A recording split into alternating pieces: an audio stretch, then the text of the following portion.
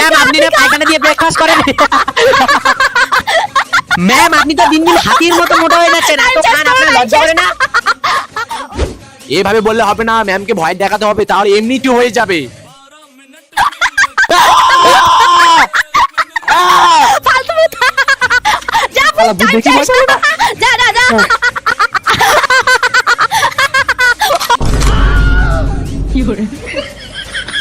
ভিডিওটি ভালো লাগলে লাইক করুন, বন্ধুদের সাথে শেয়ার করুন। এরকম রহস্যময় ও মজার শর্ট দেখতে হলে চ্যানেলটিকে সাবস্ক্রাইব করুন।